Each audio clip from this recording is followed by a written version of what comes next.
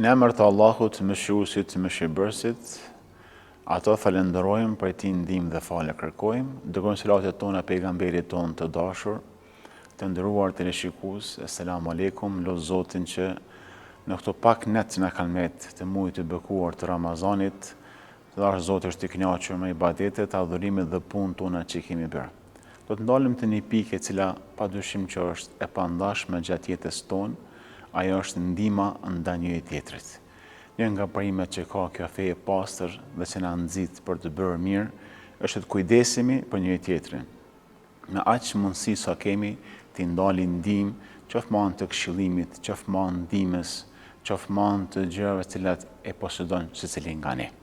Zoti në Kur'anin famlar na drejtohet duke thënë: "Wa ta'awanu 'alal birri wa taqwa."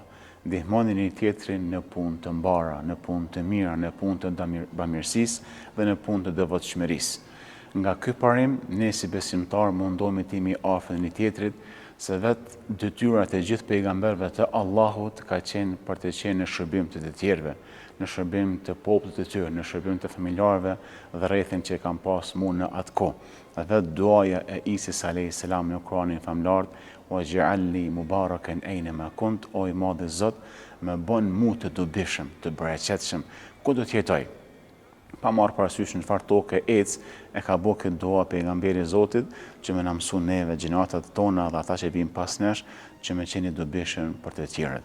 Vetë detyra e pejgamberit tonë të dashur Muhamedit a.s. ishte e tillë në momentin kur mor mesazhin hynor nga Xhibraili dhe shkroi te bashkëshorti i atij, i tha: "Pasha Zotin, nuk do të hup Allahu ty asnjëherë. Nuk lën Allahu ty vetë, nuk braktis." Pse? Sepse ti tha man lidhet farafisnore. Ti tha i ndihmon të varfrit. Ti tha mundohesh t'ia merr të drejtën atij që ka marrë drejtë, mundohesh t'i del ndihmë me fuqinë që ai ka pas e që ti e ke realizu. Ti mundohesh të jesh nga ata cilët jenë në shërbim të të tjerëve. Ky mesazh në fillim të parë pejgamberit a.s. i jep forcë dhe kurajo. Dhe ky mesazh është për ne se Zoti nuk na braktis, Zoti na ndihmon përderisa ne i ndihmojmë të tjerëve, përderisa ne në shërbim të tjerëve. Mu për këtë pejgamberi i Zotit e mor shembullin më të mirë, duke transmetuar, duke thënë se ai besimtar i cili ndihmon vëllaut të vet, qatë sa kohë ka marrë dhe ka shpenzuar, qatë sa kohë Allahu i ndihmon atij. Pra ka lidh Zoti direkt ndihmën, shërbimin e tij, përderisa ne shërbejmë vëllaut ton dhe mikut ton.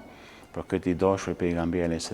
po thotë i dashurin se momentin që besimtari ec me vëllaun e tij besimtar, me largu një breng të kësaj bote, me ndonë një ndihmë, një këshillim, me pas në të lashe ose për të paguar një borxh, tha është më e dashur tek ai, tek Allahu fuqiplot, se sa të qëndron në xhamin e pejgamberit a.s. në itikaf një kohë, një muaj ditë. Andaj të nderuar, të pranishëm, të nderuar teleshikues, të nderuar besimtarë ka që jemi dhe këto pak net që na kanë me dhe pak ditë të këtij muaji të bekuar, të mundohemi të jemi në shërbim të njerëzve me atë sa kena mundësi.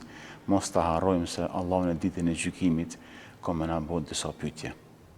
Dhe këto pyetje sot më na bëu shumë lehtë, por puna e jonë transmetohet dhe tregohet mu në ditë ku dalim para tij. Tha pejgamberi se në hadithin kudsi, hadithi që Zoti thot direkt nga vetvetja e tij, qoftë i lartë madhruar ai dhe pasin të met: "O robi im, unë isha i smur dhe ti nuk më vizitove. O robi im, unë kisha nevojë për më dhënë ushqim dhe ti nuk më jape. O robi im, unë e pata nevojë më dhënë pije, ujë dhe ti nuk më dha asnjë gotë ujë." Këto tri pyetje të dashur, Allahu fuqiplot na bën në ditën e gjykimit neve. E robi ja kthen në atë ditë: "O Zot, ti krijuesi jon, ti je Zotri i botrave, qysh kam pas mundësi me vizitu në ty, qysh kam pas mundësi me dhënë unë ndihmë ty, qysh kam pas mundësi unë ty me t'jap ndonjë gotë ujë." Tha Allahu fuqiplot: "A e ke ditë se robi im që ti e ke njohur në këtë dynja, kushia, xhamatlia, farafisi, miku dhe kështu me radhë, ka pas nevojë për ndihmën tonë, për vizitën me apo atij, për një pak ushqimor, për një fjalë të mirë, për një gotë ujë, dhe ti nuk e ke shërby. Nëse e ke bërë atë punë në atë botë, tash tek ne e gjen shpërblimin. Andaj të mundohemi ta gjejmë shpërblimin tek Zoti fuqiplot, punë të i bëjmë vetëm për hatër të tij, ndaj do të na bën nga të cilët është i kënaqur me punë dhe veprat tona."